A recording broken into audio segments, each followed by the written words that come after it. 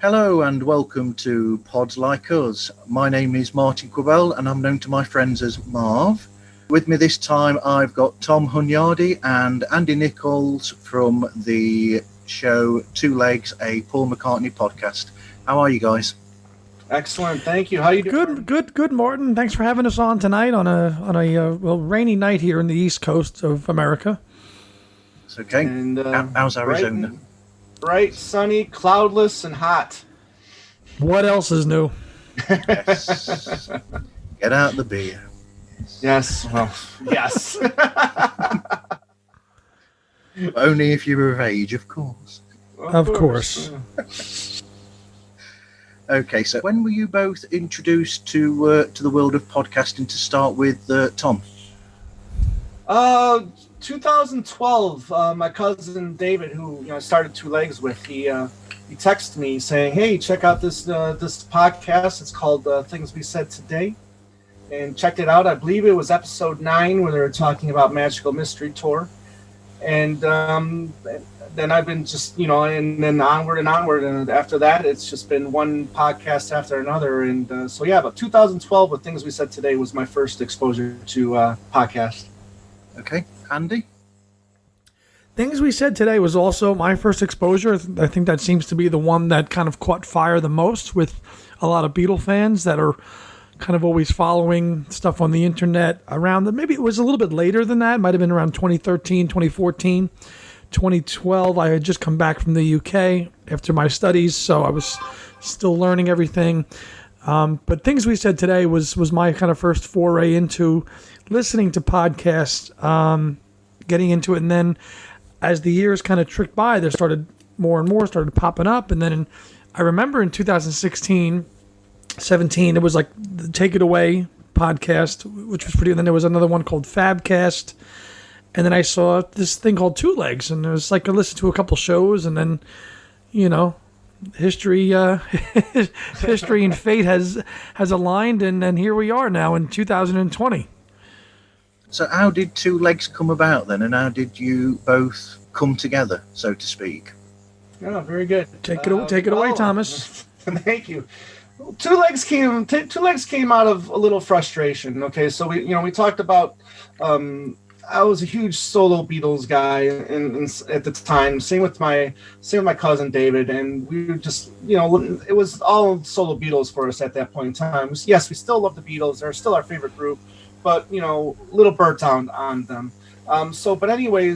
It came out of frustration a little bit, listening to, like I said, Things We Said Today. Then you got something about the Beatles, and then you got Fab Four Free for All. Then you got I've got a Beatles podcast, and then you got When It Was Fab.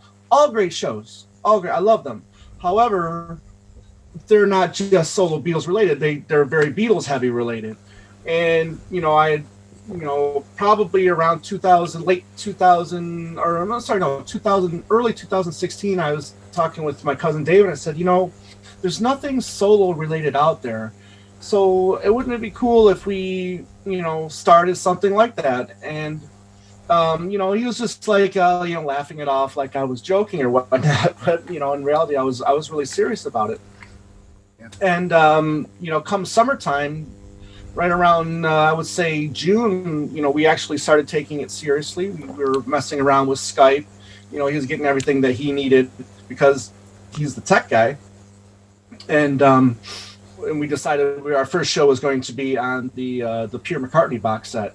So, listening to that and getting ready to review it and all that stuff. So, but however, so the first show premiered, I believe, was August 12th of 2016. And it was about Pure McCartney. And however, I feel like we rushed it a little bit. In the back of my mind, I'm going, we really got to get this out because we got to hurry up before there's, another Paul McCartney podcast. Oops. And yeah. And then a couple months after we released we're releasing shows, and I discovered there's 3 other McCartney podcasts out there. Yeah. So that continued for, you guys 16, 17, 18. I mean, you guys were together. I mean, in those couple of years, I mean, I came on episode 69 or 70. You guys did about 70 some odd shows together and over the course of a 3-year period. Yeah, but we started off as a kind of a weekly, every other week show type thing, and then David was starting to get burnt out a little bit, so we ended up becoming seasons. So then we took the summer off, and then we came back, I think the following September, and then became like a 20 season show, and then David just started getting more and more burnt out on it, which I understand, because the editing part of it is a lot of work, and and I appreciate that the work that goes into it, and it's not always easy, but anytime that you have somebody that kind of gets burnt out on it, it's time to maybe think about change, unfortunately. And then he decided that he wanted to leave the show, which again is understandable.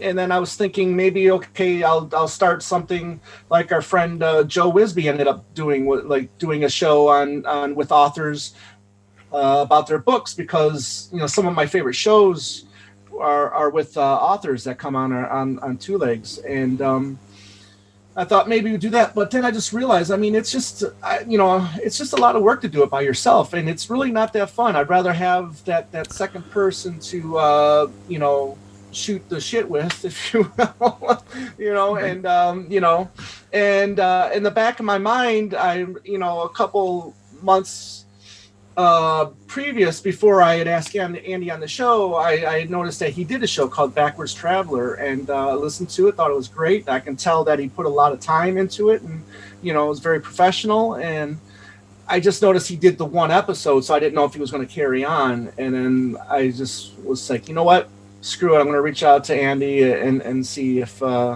he'd be interested in joining me. And that was September of 2019. Might have been October, late. No, yeah, late, well, the first show that we did, we looked the other day, was October 1st, 2019. Right. You and me, so right. It had to be it had to be middle of September of 2019. Yeah, because we had a couple chats, and then right. Decided, yeah, let's go. For and it's funny the timing where I come into it, because it's been something that I wanted to do, as Tom was mentioned. The podcasting and how he got his itch to it, and hearing the things we said today, and it's something that I always wanted to do as a passionate fan of all things Beatles, and I wanted to find an outlet like Tom did. We all at our core are Beatle fans, but there's so much music to discuss with the four ex-Beatles across 50 years. Okay, so only 10 for John and 20 some odd for George, but it's a lot of music, and there's so many podcasts about the Beatles, but I had always felt, like Tom felt, that there was not enough attention given to the solo Beatles, and that's why he started Two Legs, and out of that, Talk More Talk formed. There's another outlet for solo Beatles, and those outlets I think have been a welcome addition to that community, and I kind of always wanted to kind of get into podcasting, and I was at a point in my life, personally and professionally, where I could devote the time to doing it. I said, well, I've had all these ideas, I've traveled the world, I've lived in England for 2 years, came back, started teaching, doing things, and I said, okay, now I'm going to start to do this. And people have always been saying, you should do a podcast, And I finally said, okay, I'm going to do one. And I did one, and it was my intention to keep doing it. And then, I had done one, and then no sooner I had done one, Tom reaches out to me and says, hey, man, I saw your episode, it was pretty good. I'd done Two Legs, and I'm looking for a partner. What do you think? And he thought like I was going to keep doing it, and I still may at some point, but, he and I have just made a great team over the last year. And I think the things that we've done, I'm thrilled to be a part of it. And I think it's a case where like the two of us make up a better sum than anything individually. And I think that's what you're seeing. So I'm very happy to kind of just be a partner of Two Legs and helping produce and promote what Two Legs is. I mean, at some point, might I go back to something solo? Maybe, but it's not my immediate plans now or even in the foreseeable future. I want to take Two Legs as far as it can go, and that's kind of why I'm fortunate that he reached out, and here we are a year later, and 30 episodes, 30 plus episodes later. 35 plus episodes. 35 plus now. I mean, and we've really hit a peak so far of of the guests and that we've done over just in the last couple of days. So that's where we are. That's how we got here. And it's crazy how we've kind of connected the dots between all the different communities out there online, and yourself, of course, Martin. And now we're happy that you're a part of it too.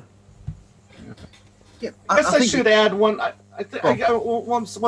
guess I should add that when David and I were discussing about doing a podcast, a solo Beatles podcast, the idea was always to do Paul McCartney, just because one, he had the wealth of the catalog, and he had a 46-year career at that point in time, so you had more things to talk about.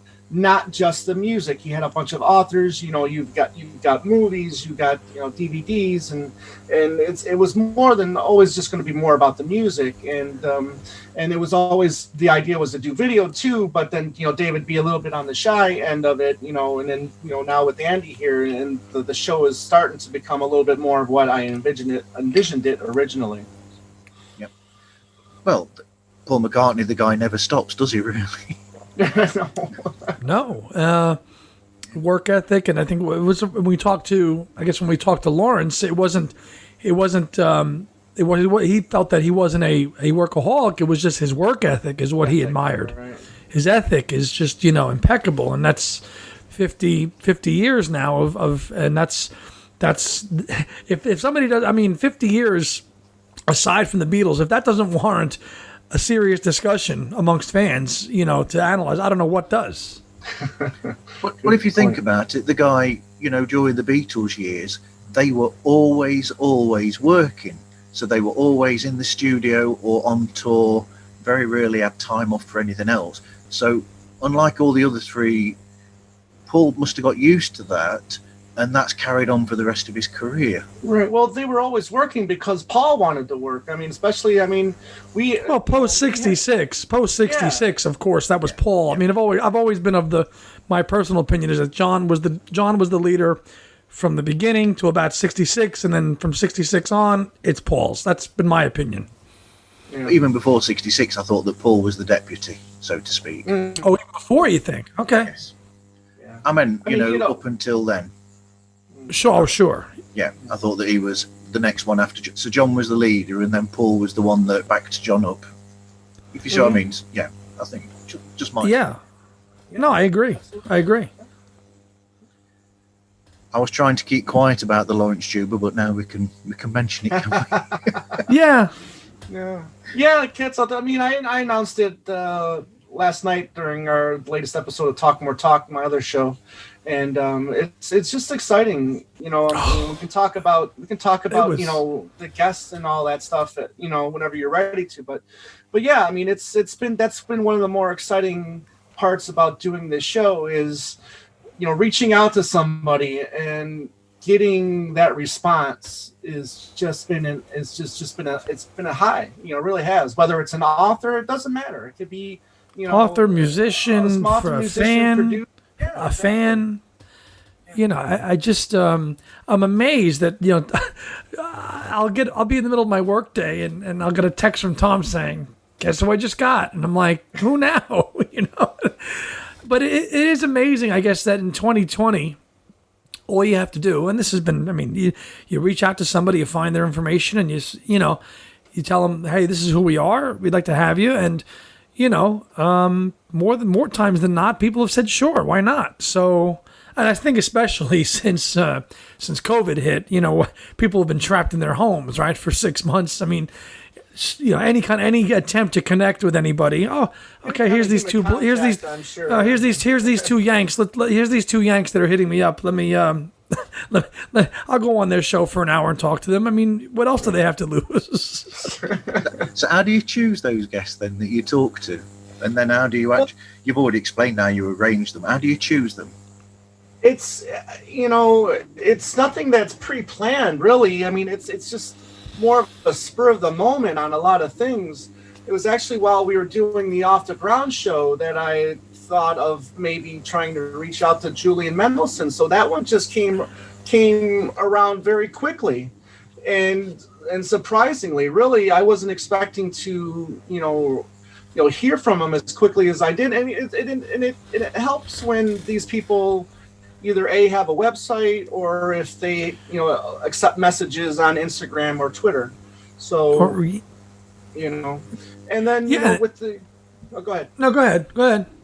And then, and I'll just say it right now too, is, with the big Let It Be stuff coming up and the fact that this person, directed a couple McCartney videos, I reached out to director Lindsey a couple days ago. Okay. And on my way home from work today, he responded and he said, he'd like to do the show, but he wants to do it closer to when the Peter Jackson film came out. And I said, absolutely. Whenever you're ready, we'll have you on. So it's, that's when it gets exciting. That's when the show's exciting, I mean, that makes it doing all the research that you have to do, to help make the show better. Really. So it's Was that on Twitter, Tom, or Instagram, or you just emailed them? Facebook. It's Facebook, actually. Jeez, wow. Yeah. So it's amazing. But like you said, Andy, they're all there, aren't they, online? Yeah, they're there. Well, they're there. I mean, and unless you're going through a press agent or whatever, I mean, more times than not, somebody's going to get it. I mean, I can say also that at some point Tom reached out to Lindsey Pagano, who worked with Paul on a cover of So Bad at the beginning of the 2000s. And she expressed interest in coming on with us, too. We haven't lined it up yet, but, Right. And that was just, I think, on Twitter. So, Exactly. So to get back to the, the how and the whys, I mean, there really isn't no how. I mean, it's really just, if I get the nerve, when I get the nerve to reach out to these people, depending on how big they are, What do you mean? What do you mean when? What do you mean when? You always have the nerve.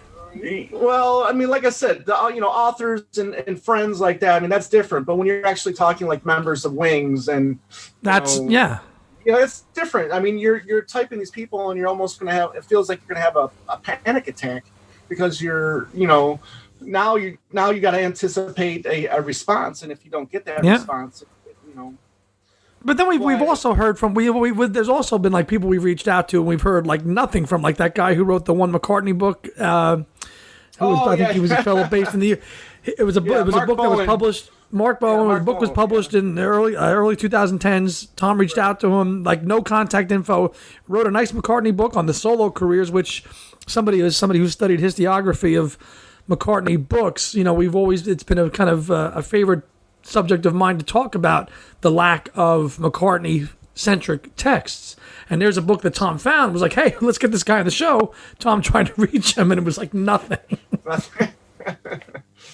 Yeah, because most of the books that you find about Paul, it's like 3/4 the Beatles, and then it's like the other 50 years. Right. Bingo. Yeah. Yeah, I mean, we pointed that out a few times on the show, and it is a little frustrating, and that's why really excited about the work that Alan Kozak and Adrian Sinclair are doing for this new McCartney Legacy series that starts next year, which is all solo, which is something that us McCartney fans have been begging for. Isn't it amazing that the first volume of their book is only going to be from 67 to 73? No, actually, it's going to start 69 to 73. So they're not going to start with the Family Way. They're starting 69. I think they decided. Okay. Yeah, I think they decided to go 69. But you look at this something like Chip did for Lennonology, and you're like, why can't we get this from McCartney? Yeah, and we had Chip on too. We had Chip and Mark Easter, the guys that did 8 Arms to Hold You. That was a great. That was another big show for us to get. Mm-hmm. I mean, those guys wrote that book 20 years ago. And even though it's been 20 years, it's still a gold standard. I mean, Tom and I keep it by our bedside practically to cite when we have shows on. So get even again aside from the musicians, just getting authors like that have and even like we had a few weeks ago, we had Chris Salovic, who interviewed McCartney in '86. So for the Q interview, things like that, and getting to interact with people, and let's face it, they probably aren't giving interviews every day. So, again, they get a request from us, and they say, sure, why not? And then when you talk to them, their memories are absolutely razor sharp. Their knowledge is just not all the there. time. Not all the time. Most of the time. Yeah, you'd be surprised. I mean, Chris, did have a pretty good memory. Trying to think back to who else we talked to that. Just recently. Laura. Ian Peel, who wrote the Unknown. The Unknown McCartney. Yeah. He, had some bit of a memory, but, it wasn't all there. So, it's understandable when you write a book 20 years ago. His book came out 20 years ago. Chris Salavic interviewed McCartney in 1986. It's 35 years ago. Even just with Julian worked with Paul 30 years ago. Off the Ground is 30 years old. I still can't wrap my head around that. Wow. Yes. Right. 30 years. No, almost 30 years, but still, yeah. Where did all it's that yeah. So the memories are, for the most part. We haven't had nearly one who guessed who it was like. We had to really work with them to kind of get them to. Were some guests a little foggy on certain things? Yeah, but for the most part, we had Dan Elion, who hung with Wings in Nashville in '74. He recalled facts sharp. Just like that, sharp as a tack. And Lawrence Huber, he took it to another level. He had the date and time of when he did things with Paul. That we did that on April 27th, 1978. That was amazing. Mm-hmm. How do you choose the subjects that you discuss? Again, it's It's a collaborative thing. Yeah, it is. We'll toss around some ideas, but again, it's again just something pops into you. I'll look around in my room and I'll see a book.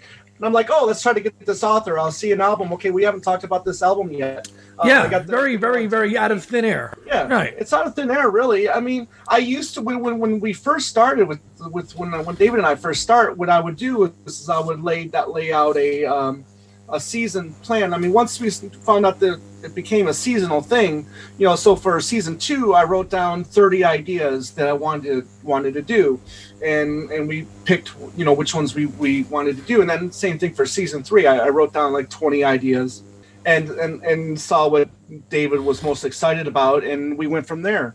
Now, with Andy, it's I feel like it's become that even more, in a sense that I can bring out an idea and he's like, yeah, he's excited for it, and he can bring me an idea. I'm like, yeah, I'll be excited for it. So it's back and forth for sure. But there's like no preconceived, okay, I'm going to wake up in the morning and I'm going to say, okay, we're going to do a show on Ubu Jubu, which we do want to do. But it's just not, it just doesn't come up like, No, and one of the things that we wanted to try to do is not so be very, very formula driven, where, okay, we do a McCartney podcast, but we just talk about the albums. There's other podcasts that have done that, right? We try to tackle different things. We bring the authors on. Maybe if Paul did a certain show at a certain venue that we know people were at or have a unique story to tell, we'll bring that on. Because listen, if we only did the albums, we would do 35, 40 shows. We'd be done already. we'd be done. So you have to kind of think. Yeah. Right. I know those guys. They did an awesome job. I listened to almost every one of those episodes. They did the albums. They did a great job. But what we're trying to do is just do something a little bit different, where we talk about the albums. If we can talk to people that worked with Paul, great. Associated with any context really to give the show a well-rounded feel.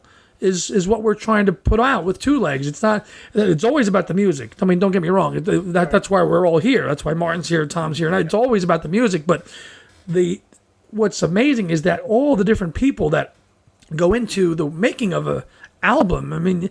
These are people. There's hundreds of people, and Luca Parassi's book is tremendous with that, because he interviewed so many people that worked with Paul. And that's this part of the story and the narrative that can be told and relayed to people that don't know it. Every one of these hundreds of people that have worked with Paul have a unique experience, what it was like to work with him. So if we can find those people and they want to share their story, why not? Exactly. So other than Luke, so you use Luca's book quite a lot then for research, yep? Yes. Yep. Yeah, What we've else? had him on the show too. Yep. We had Luke on, so that was a great guest. So I know, I remember. What other resources do you use for your research? Eight Arms to Hold You again. I mean, what Chip and Mark did with that book, and what they were able to uncover while doing that research is well worth the time to check that out. And it's when you're looking at that, and anytime you look at a book that someone else is right that it wasn't by one of the four solo Beatles, you have to maybe take with a grain of salt. But when you look at the information that Chip and Mark were able to discover while writing that book, I mean, you can almost guarantee that it's written in stone. It's the letter of the law. I mean, so I trust a lot of the stuff that they've written, in that book. However, then you also got to look at Paul's archives collection that's been coming out too. The text that's been written, in that book. You got to take that for its word as well. So yeah. I look at that stuff too. So as far as contemporary sources, that's good. One of my favorite things is to look at books from the period of the time, trying to find those authors that wrote books in the 70s, or interviewed Paul, that have a very frozen moment in time. I know Tom and David interviewed Paul Gambaccini at some point for... No, Vic Gabberini. You mean Vic I'm sorry, Vic Gabberini. I always get those two guys mixed up because Paul actually has also interviewed Paul. Right. Vic interviewed Macca in 80. And those kind of... Getting those people to talk about their experiences with Paul or wrote about them at that time is always very interesting. Going back and looking at what was being written about him at a certain time has always been a very interesting aspect for me as well. Because it changes, of course, over the years as the decades go on. There's some other reliable sources out there too. I mean, there's the Beatles Bible, which is a pretty good website, pretty reliable information. So, there's what we should try. What we should try to get is we should try to get Peter Doggett on at some point too. Because he does have a new book coming out, so yeah, he does. Year. Yeah, but and we talk about by who? I've been told by our friend Owen that he's not really up for interviews and stuff like that. So he's a wonderful writer. I mean, his "You Never Give Me Your Money" book. Martin asked about what resource. I mean, that's one of our go. That's right up there with Chip and Mark's book. Absolutely. Another one I like too was John Blaney's the songs he was singing. Series. And what's cool with that too is that it has all the releases, it has all the singles that were released, and he talks about if they were a 7-inch, a 12-inch cassette, 8-track, all that stuff, all that information is in there, and that's another cool resource as well. I'm in the midst of collecting all of Paul's 45s right now, and I've been using that book a lot to make sure I haven't missed anything. So yes, I've kept noticing that. How do you go about the editing and the recording of the shows?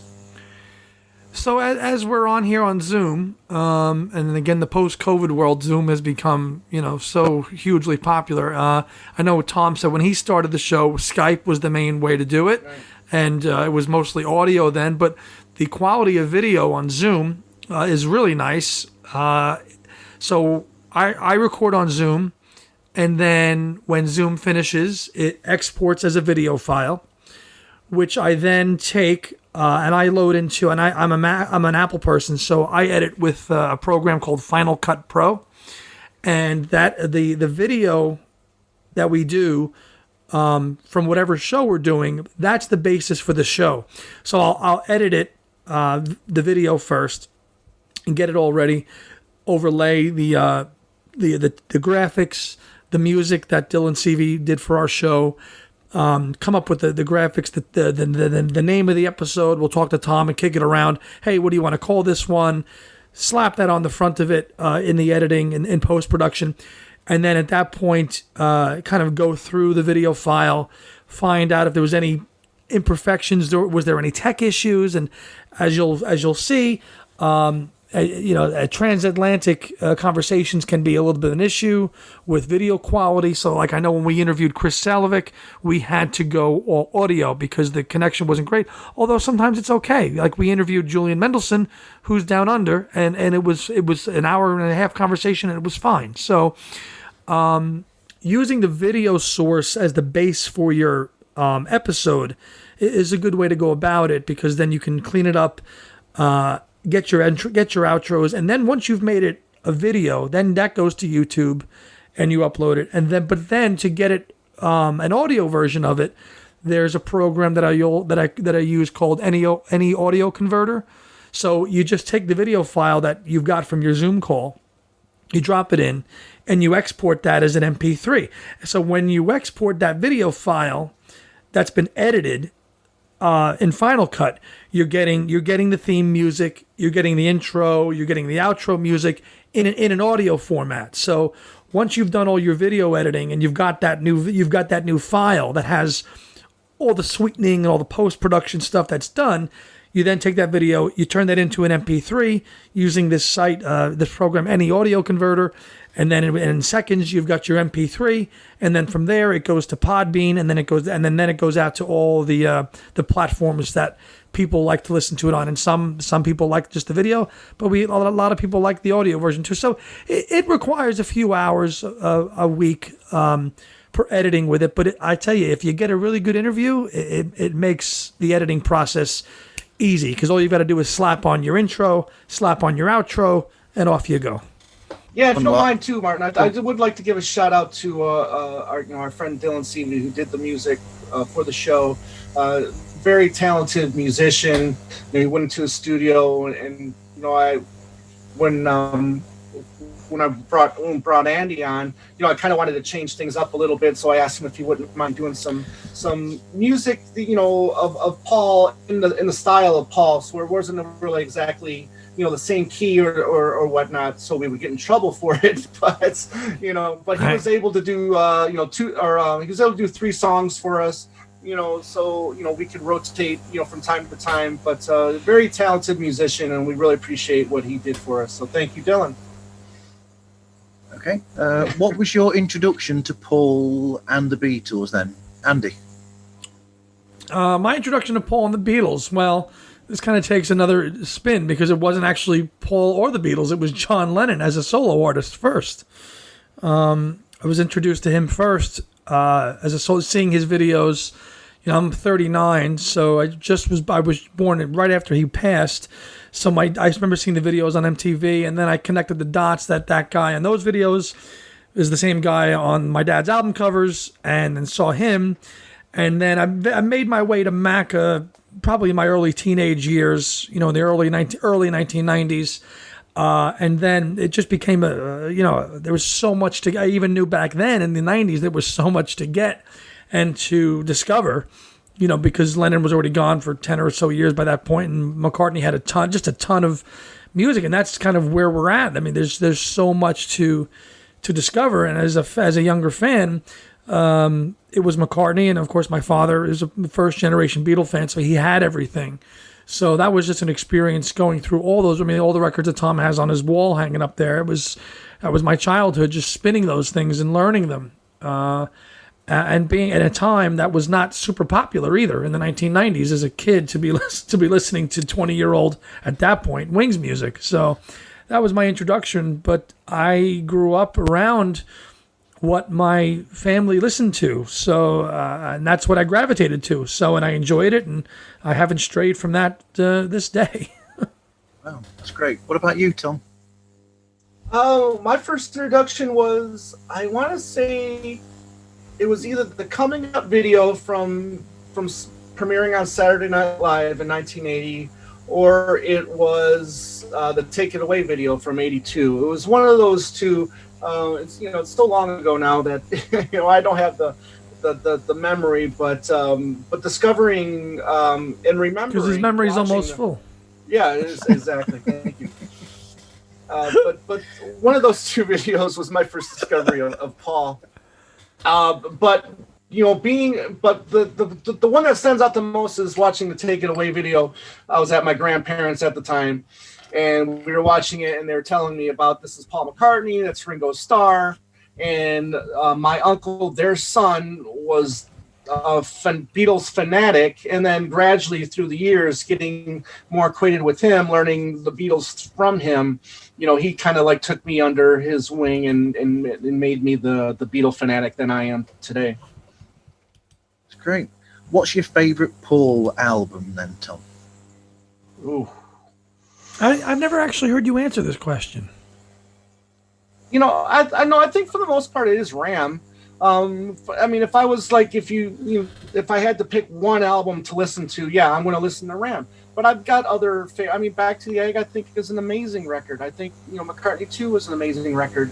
Wildlife is my wild card. Album. So I mean, there's stuff out there that I like, and obviously, I love Egypt Station too, and I love New, and so I mean, but if I'm going to a desert island, Tom, you got to take one album. I'm going to take Ram. Would that be the album that you suggest to people to listen to as their first Paul McCartney experience?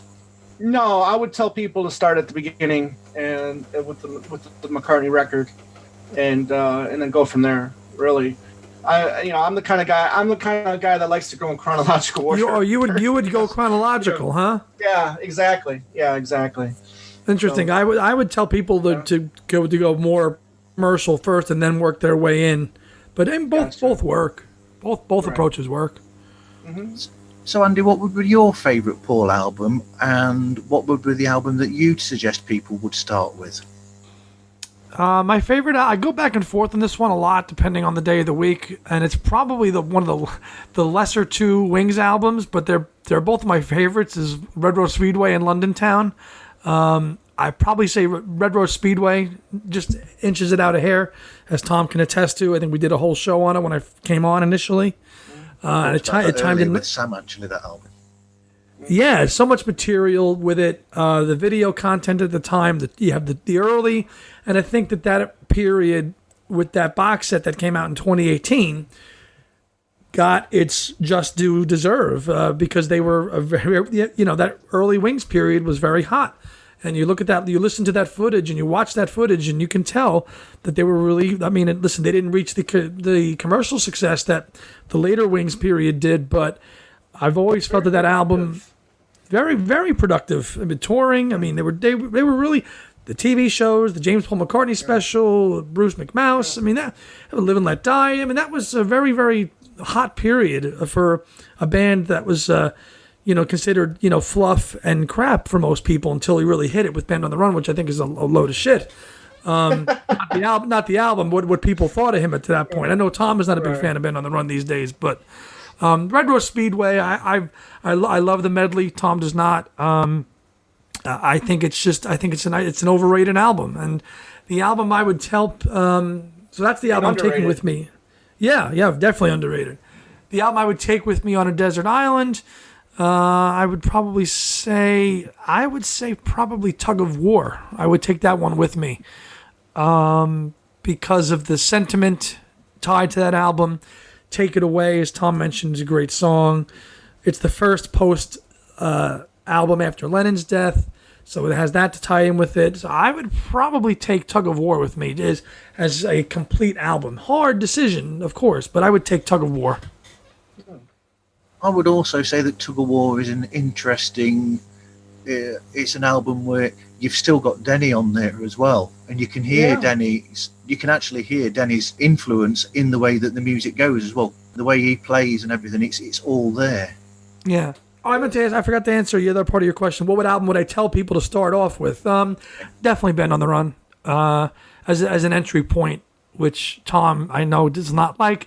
But because it's so, on it. But I would tell the novice fan to start with that album, and if they couldn't dig Band on the Run, then I don't see what the point is. If they're not going to dig Jet, Band on the Run, then they're not going to dig Junk or Man We Was Lonely or Too Many People. I don't think. My opinion. Okay. Andy's already answered this one about his experience with the other Beatles. What about your experience with the other Beatles, Tom? Well, I mean, it started with George Harrison with the Cloud 9 album. That was a really big deal for me because I was just really starting to get into the Beatles. And then, George brings out this album that not only is he putting out an album, but he put out a great album. And it was just chock full of wonderful guest artists that appeared on that album, and his playing was excellent. And then after that, then we get the Traveling Wilburys, and we get the Best of Dark Horse. So I mean, that was a really big time for me for George Harrison, and then discovering his past. his back catalog, All Things Must Pass, and then my aunt gave me her copy of whatever it was it Somewhere in England, and with all those years ago on it. And so, I mean, I was discovering a lot of George Harrison first, and then I moved into the John Lennon territory, and then that just took it to a whole nother level. I was, first and foremost, a big John guy to begin with. I had, just about everything that, there was to get with John, album-wise and cassette-wise, and I was listening to John Lennon's solo stuff nonstop, probably up until, I would say, the late 90s, where then, discovering more of Paul, that's when I actually made the switch over to being cool. More Paul so you listened to him for that long, that intently. Yeah, Lennon stuff. And I was, and I had all the Paul, I had most of the Paul stuff, but I just wasn't giving it the time of day. And then what happened was my uncle and I, we started doing those, what if the Beatles never broke up, and BS, and we were making a 70s album, 71's album, 72 album, sure, if to act like they never broke up or whatnot. And then I was like really listening to the Paul stuff for the first time, and just being amazed, by lyrically and melody wise, just being blown away by his stuff. I can understand, Tom, why you kind of got deep into the Lennon period there for a while, because you've mentioned how you saw the '88 film the documentary, that's right. The book. I got to remember the late '80s and into the '90s was a very kind of almost Renaissance period there for Lennon's career. I mean, obviously with the Live in New York City stuff comes out, and a lot of posthumous stuff starts coming out. So, in 1990, you've got that Lennon 4-CD box set, which was the first box set of his own material, and a box set, which was big. And then, the anthology stuff. So Paul, really, in terms of being, like, I could see how you were listening to Lennon a lot, because Paul's activity, he was releasing albums, but it wasn't very so slim, right? It was very slim there in the 90s, a little bit there and there. But you didn't get so. Then you had, and then Sam. No, you didn't get that. So, and then in the middle of the 90s, you got sandwiched in there with the Beatles anthology. Right. And then on the other side of that, you've got the end of the decade with Lennon's own 4-CD anthology. So it was a very fruitful period for Lennon's material, music, and I was involved with it too. But I could see how you spent a lot of time doing that until the 2000s, then diving into Paul. I could see how that would happen. Oh, that Imagine John Lennon movie was a big deal for me. I remember going to the theater to see it. I remember, getting the book for Christmas, and just being totally engaged in, engaged. Yeah, I mean, I think my grandma bought me that on VHS. I mean, that was like every Beatle fan, Martin, I'm sure you've seen it or have it. It's precursor to the anthologies in a way. I mean, the way it's structured, when you have Lennon's voice, and he narrates the whole thing, which was fantastic. Right. Exactly, yeah. And then you see the interviews with Yoko and Sean in there, and it's almost kind of like how with the anthology too, when you see them, talking about their the Beatles' career as well. So yeah, I was definitely very engaged with that whole book, CD, movie, so but to the point, like I said, I think we've mentioned, it's like there's only so much that we can talk about Lennon in terms of what's been out there, right? And they're just, because they're just, now listen, there's some great John Lennon podcasts, and Tom's been on a bunch of them, but there's, and I know he feels this way, and I do too, is that McCartney should be discussed as much, because there's been so much more to do, and that's just the fact of that he's been around, and there's so much more that he's done that deserves discussion. That leads to this one then. So, what do you think is the biggest misconception about Paul? I knew you wanted to ask that, and I was kind of thinking about that today, and it's. I get irritated when I see people, whenever he goes down on tour, and people see the price tickets, the price of the tickets, and you see everybody bitch on Facebook or social media. Oh, Paul doesn't need the money, but yet he can charge these high prices for the tickets. It's not Paul. Paul does not dictate what the price of these tickets go for. That's Live Nation. Yes, he'll get a fee. He'll get his fee up front. But that fee that he gets just doesn't go to him. Now he's got to pay for the band, he's got to pay his band, he's got to pay the production team, he's got to pay the drivers, so all that money that he gets just doesn't go to him. And plus, like I said, it's just not him. It's not him that dictates how much the cost of the tickets go for. I mean, those, like I said, the Live Nation, and then the scalpers will determine, how much these prices go for. I didn't think the prices were that expensive, really, in comparison, because I know when I saw him at Birmingham, that the price for his ticket, I looked at it and I thought, yeah, in comparison to other acts that have got that sort of career, I mean, even somebody like Madonna was at that point charging 2-3 times the amount that he charged, that would be charged for tickets to see him. So. Right. Yeah, well, I think here in the States, you're seeing even more of a price gouge, and like I said, it's not just because of him. I mean, it's because of greed for one, but also people are in business to make money. So. What do you think, Andy? What do you think is the thing that people get wrong about Paul, or they perceive wrongly about Paul?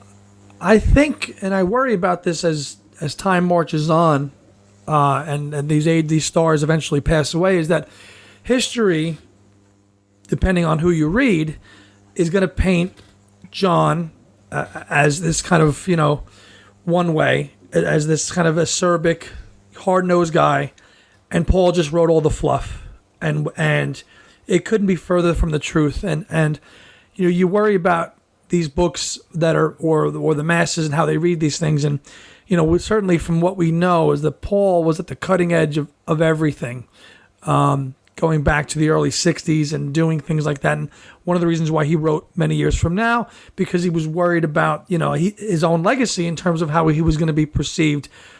And Lennon gets pigeonholed as the avant-garde guy and the one who took chances, and Paul played it safe and wrote like Maxwell Silverhammer. And what I think is that these younger fans, if they are, depending on what they read, that's what they might believe. And that's really not the case. Paul was clearly at the cutting edge of everything. And look at all the work he did there in the mid-'60s with Miles and in the Indica Gallery and founding the International Times and being at the cutting edge of, and going to see Stockholm and all these things that he didn't really publicize that much. And John, when he hooked up with Yoko, did. And then of course later on in his solo career, people just kind of writing him off as that Wings stuff. I mean, I know plenty of people that I've encountered in my life that they're like, "You're a Wings fan? That's nothing but just soft rock music." And you know what? Maybe it is, but I just think people are just a little too quick. They don't listen. They read what the headlines say. And we all know, and I said this on Talk More Talk as a comment last night, Rolling Stone was completely unfair to McCartney in the early 70s. It was totally slanted towards John Lennon. Jan Wenner has been an unabashed John Lennon supporter, and good for him. His interview was great, but McCartney never got a fair shake, and I think his reputation, based on what the publications have said, is why people view him the way they do.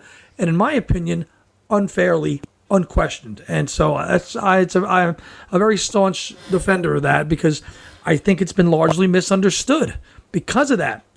So, what episodes from your own show stand out to you? Like favorite episodes or favorite moments? Wow. First of all, I really appreciate everybody that has come on the show.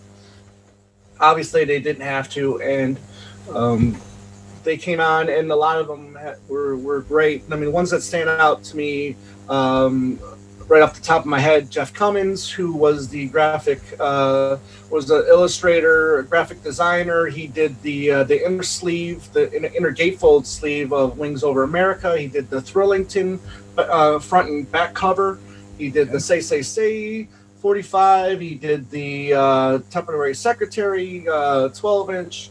And this one, 45. So yeah, I mean, and he had a lot of great stories. So that was a lot of fun to talk to. Richard Buskin, who was, formerly of Something About the Beatles. If you listen to that show, he is not he's very hard on Paul as a solo artist. So we had him on, for a different perspective, and he was very respectful of our opinions, and we were respectful of his. So that was a lot of fun talking to him. And then obviously these two shows that we got coming up with Julian Mendelsohn and Lawrence Juber, just really, were a lot of fun. And I know I don't want to keep anybody out, like the O'Tooles and the Michaels and the Triguardos and all of them. They're all great people. However, the ones that were actually with McCartney, or at a time, the ones that actually worked with McCartney, those are the ones that Paul Denor, who wrote that wonderful Conversations with McCartney book. Mm-hmm. He spent a lot of time with McCartney. The Chris Seleviches, the Vic Garbarinis, even though that was a hell of a. I'm gonna rescue. I'm gonna rescue that one. I'm gonna send me the files. Okay. I'll rescue it. Okay. I'm thinking of helping out with that one, if you want. There you go, Martin. Listen, but even him, just hearing the story of him talking with interviewing McCartney for Musician magazine. Those are the episodes that really stood out for me. And then there's times too where earlier on with Dave, we do a show and like, oh, this is we put a lot of work into it, and then this is going to be a great show. We did one called the Note You Never Wrote, which was all about songs that McCartney gave to other artists. We did our homework, we did all this work on it, and then and then people, when people don't, react to it as like you think it will, I mean, that's kind of a little disappointing. But you gotta take the punches as they come as well. It's just not all successes. But it's not all pizza and fairy tales, right? Yeah, exactly. But yeah, I mean, those are the ones that like really stand out. Are the ones that are the people that were actually spent time with McCartney. So I'm going to come back to one of those points you've just hit on, because it's just touched a thing with me. What about you, Andy? Any standout episodes from yourself or moments? Yeah, in the year that I've been here, and it's been an incredible year. Plus, to interrupt Andy real quick. I mean, we've also been privy to some stuff that we can't mention. So that's been, so that's been fun too. So. Yeah, since I've been on the year that I've been on, every show has been great from and I've been finding my way to, and Tom and I had to work on a chemistry and a back and forth to work on our show, and I think we found it. I think it took us a few months to figure out what we liked, how do we play off each other, what are Tom's likes, what are the things he doesn't like, how do we get that back and forth going, but. Early ones, I mean, we had Kit O'Toole on to discuss the Say collaboration. Kit's a big influence for me. She's a great writer, and I've gotten to know her a little bit on social media, and she's great. And that one was the nice one, because it was like, okay, this is somebody I've been following. We've had her on.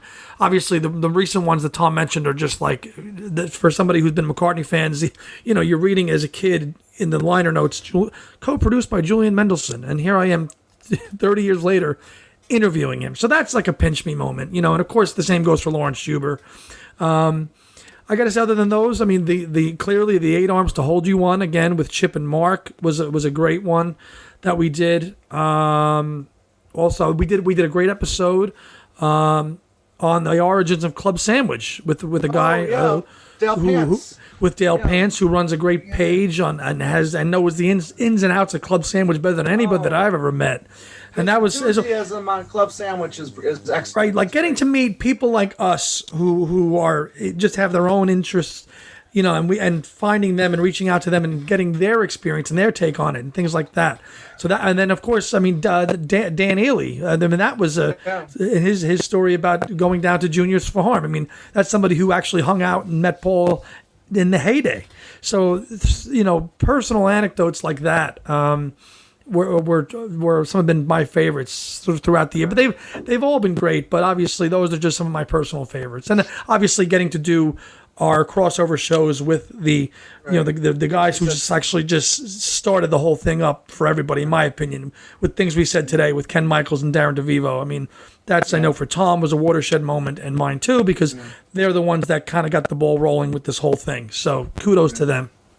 And if you don't mind me continue going back to the whole guest thing too, Martin, is what when picking a guest for a show too, it's almost a little bit of a kind of common sense thing, because when you're listening to all these podcasts and you're friending people on Facebook or whatnot, you're learning all of their likes. So when a show about the McCartney George Martin collaboration came to my mind, okay, who would be a great guest? Oh, well, Ken Womack just wrote a book, a 2-volume book on that. So bam, done. Perfect guest for that. When I thought about doing a McCartney Costello collaboration show, I knew Tony Triguardo was a big Elvis Costello fan, so he would be a perfect guest for that. So in a way, it's also kind of learning who's out there and what they like. And when you see somebody that has a really high enthusiasm about the topic you're going to talk about, that's what makes it a lot of fun as well. That's good, because if you're thinking of doing an episode about that anyway, then you're bringing them on, and they've actually already done all of the homework for you already. In a way, yeah. I mean, they're also bringing their knowledge to the show as well. Kid O'Toole, wrote the Michael Jackson FAQ. So who better to have come on and talk about Michael Jackson and Paul McCartney than Kit? Yeah. So, absolutely. The Queen herself. Exactly. Yes, she is. Queen. Hi, Queen. What other podcast do you both listen to? Andy, I know you avidly listen to podcasts.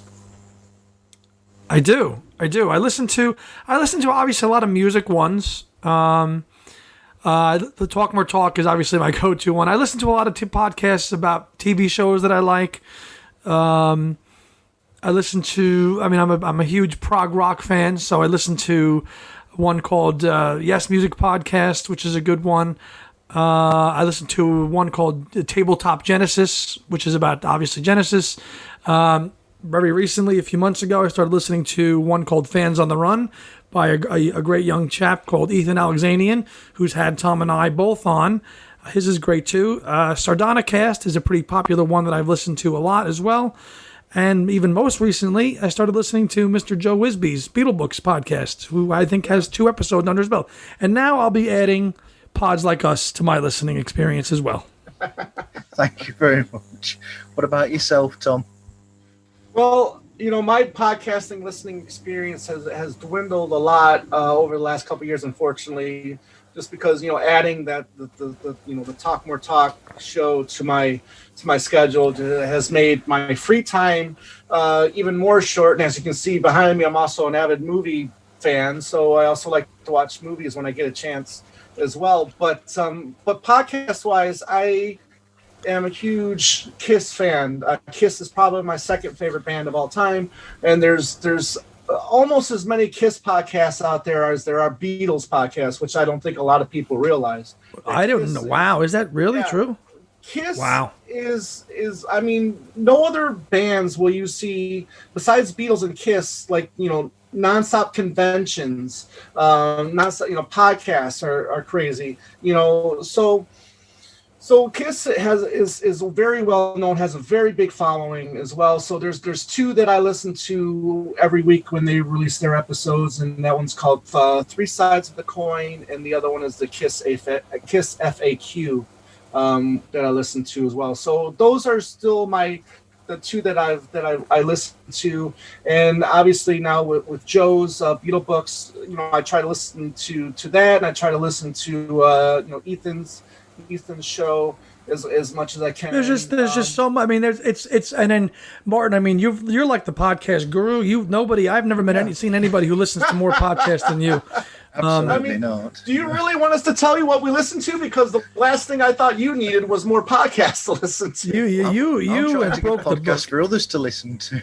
It's Martin, I think you're always in the car a lot for work. So it lends itself to you. That's a lot of time to listen to be in. That's your livelihood. I understand that, but there's just so much time in a day to try to get them all in. I think I kind of listen like a lot of people. I'll listen for 20 minutes at a time, come back to it, try to finish it up, maybe on a Saturday morning, knock them out. I try to listen at least once a week to somebody else.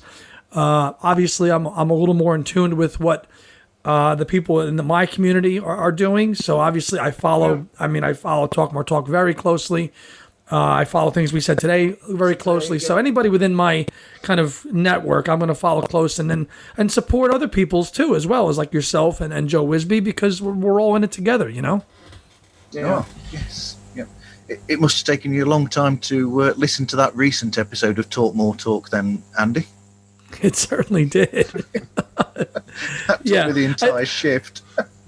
Oh yeah, I try if I can to watch it live when the chaps go on live on a Monday night at 9 o'clock in America, in my time zone, because that's usually I can kind of watch most of it then and chime in with the rest of the Beatle lunatics with our comments on that page. Have you got any advice for anybody starting up their own podcast for the first ever time? Yeah, be passionate, be knowledgeable, and be patient.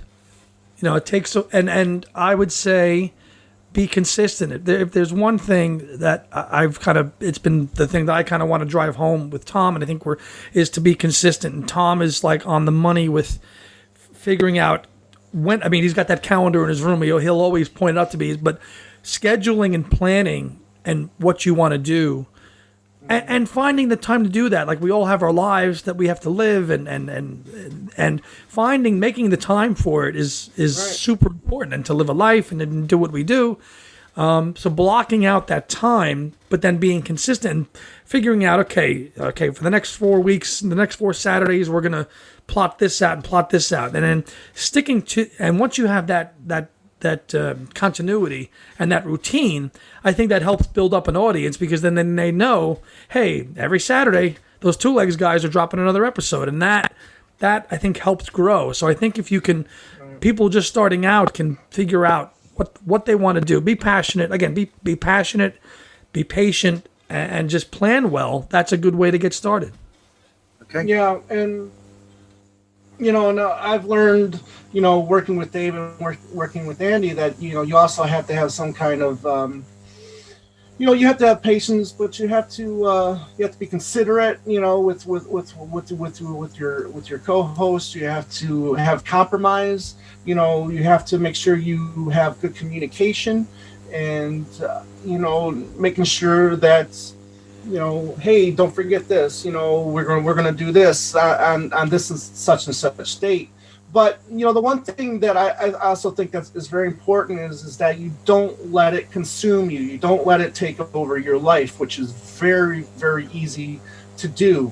Especially when you start getting fans, and you start getting people, returning or sending you emails or messages. Hey, so then the next thing you're spending even more time with the show, because, you want to be a great guy. You want to be a nice guy, respond to those messages and let people know that you appreciate them listening to you. But then the next thing you got the wife looking at you, saying, hey, we put down the phone, you come on out and spend some time with me. So it's very easy to get consumed with it all. So every once in a while, you have to shut the computer off. You have to walk away from it, or it will control your life.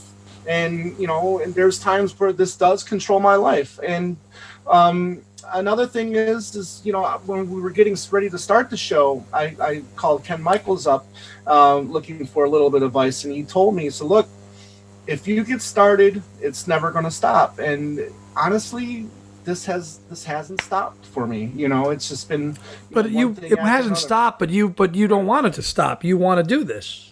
I do. Well, yeah, exactly. I want to do this. But what I think what he was trying to say was like, just be ready, because if you're going to get involved, you need to go all in. You need to go all in. And just like you said, you gotta be patient. You gotta be knowledgeable. You have to do your homework. You have to be prepared. So all of that stuff, I think he was just trying to tell me, look, so if you're gonna do it, do it and give it 100%. Great. Thank you very much. Yeah. How can anybody get hold of the both of you, Tom? Great, thank you. So, myself, Tom Hunyady, I'm on Facebook. You can find me there. I'm also on Instagram. as Tom Hunyady as well. But for Two Legs, we have our Facebook page, Instagram, and Twitter at Two Legs Podcast. We also have our YouTube channel, which is Two Legs, a Paul McCartney Podcast. So please check that out and subscribe to that if you'd like to. You can email Two Legs at twolegspodcast@gmail.com. And Andy, yourself, and I know we're working on a website that Andy can talk about as well. Yeah, Andy Nicholes on Facebook. Tom mentioned, and I also kind of handle the YouTube page and all the stuff like that. So we started that up when I came on to do more video. So we're up to about 220 some odd subscribers on YouTube within about a year, which is great. So keep those coming. We also have a website launching very soon. Hopefully, by the time this is posted, it might even be live. But it's twolegspodcast.com. And it's a very basic site. It has our information on there. It has all of the links to our episodes on there, all the links to our social media stuff, all the tweets, everything else that you can find on there, a little bit about Tom, a little bit about me, the history of the show. And that's twolegspodcast.com. Thank you very much. And thank you, everybody, for listening. And hopefully see you next time on Pods Like Us.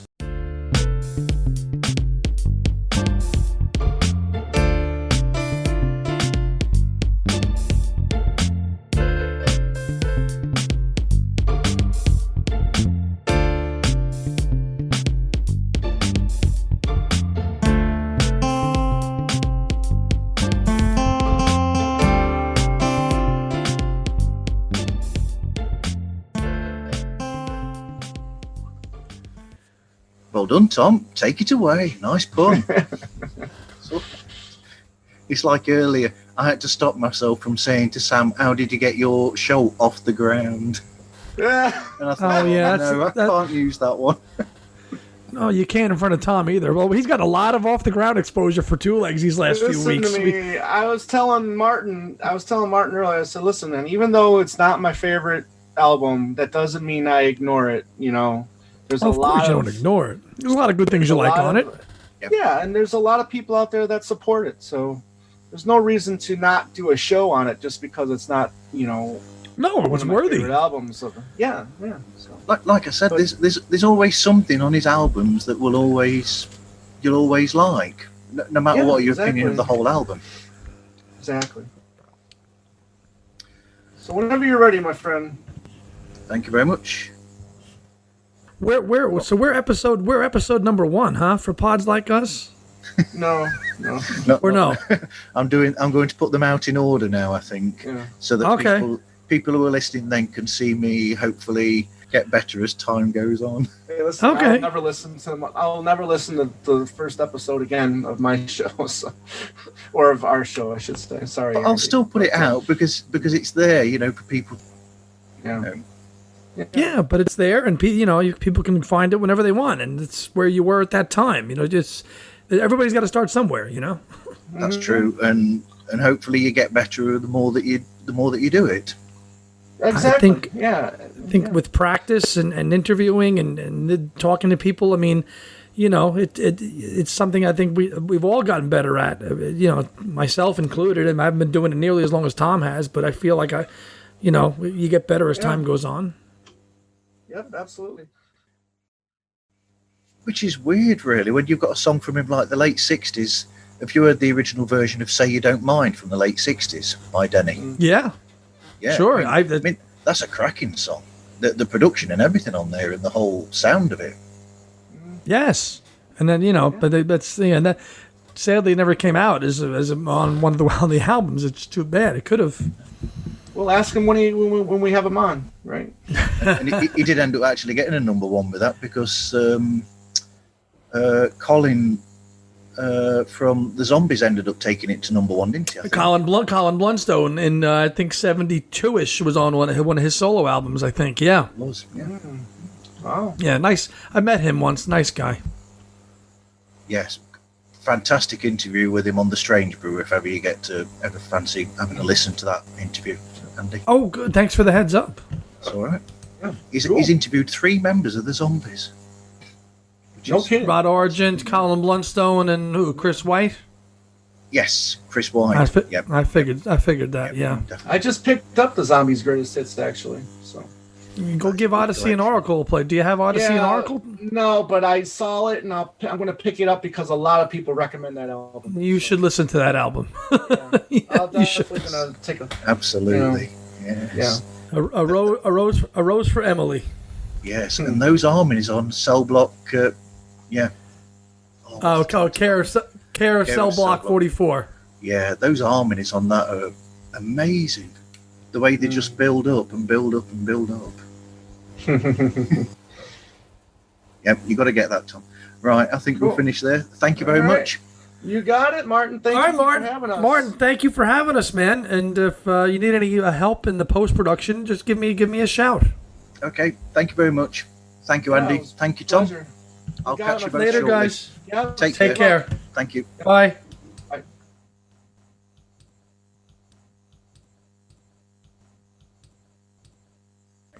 What other podcasts?